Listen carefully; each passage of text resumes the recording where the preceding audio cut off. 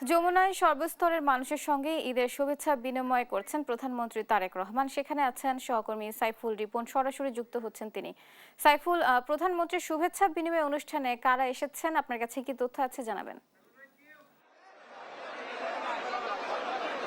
বুবলি, আপনাকে এবং আপনার মাধ্যমে দেশ টিভির দর্শকদেরকে ঈদের শুভেচ্ছা। এবং যমুনার রাষ্ট্রীয় অতিথি ভবনে প্রধানমন্ত্রী তারেক রহমান কিন্তু এখন সর্বস্তরের সাধারণ মানুষের সাথে শুভেচ্ছা বিনিময় করছেন এবং এখানে সাধারণ মানুষের প্রচণ্ড ভিড়ে কিন্তু কিছুটা বিশৃঙ্খল পরিস্থিতি তৈরি হয়েছে এবং প্রধানমন্ত্রীর নিরাপত্তার কাজে নিয়োজিত যারা রয়েছেন তারা কিন্তু এই ভিড় সামাল দিতে তাদের হিমশিম খেতে হচ্ছে। এবং সকাল 8:20 নাগাদ জাতীয় ঈদগাহ মাঠে প্রধানমন্ত্রী এবং রাষ্ট্রপতি একসাথে তারা ঈদের জামাতে অংশগ্রহণ করেন এবং এই আজকের এই ঈদের জামাতে বিশ্বের যে যুদ্ধময় পরিস্থিতি চলছে সেই যুদ্ধময় পরিস্থিতি থেকে শান্তি কামনায়, শান্তি প্রত্যাশা এবং শান্তি প্রতিষ্ঠার আহ্বান জানানো হয়েছে। এবং তার পরপরই কিন্তু ঈদের জামাত শেষে প্রধানমন্ত্রী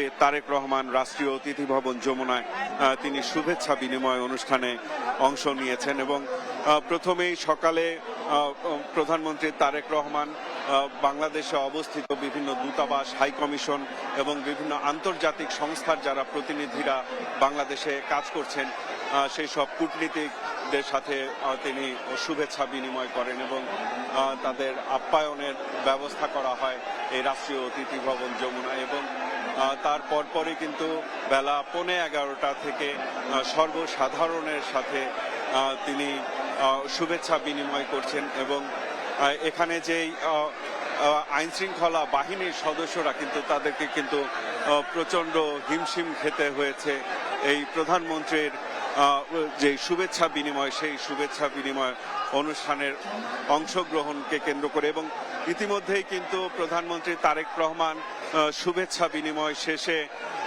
এই অনুষ্ঠান স্থল ত্যাগ করেছেন। এবং আমরা যতটুকু জানি যে শুভেচ্ছা বিনিময় শেষে প্রধানমন্ত্রী তারেক রহমান তার পিতা শহীদ রাষ্ট্রপতি জিয়াউর রহমান ও প্রয়াত সাবেক 3 বারের প্রধানমন্ত্রী দেশনেত্রী বেগম খালেদা জিয়ার কবর জিয়ারত করবেন এবং সেখানে তিনি কবর জিয়ারত শেষে মোনাজাতে অংশগ্রহণ করবেন এবং তারপর তিনি ফিরে যাবেন। এবং আমরা এখানে অনেকেই এসছেন যারা শুভেচ্ছা বিনিময়ে অংশ নিয়েছেন, তাদের সাথে একটু কথা বলবো।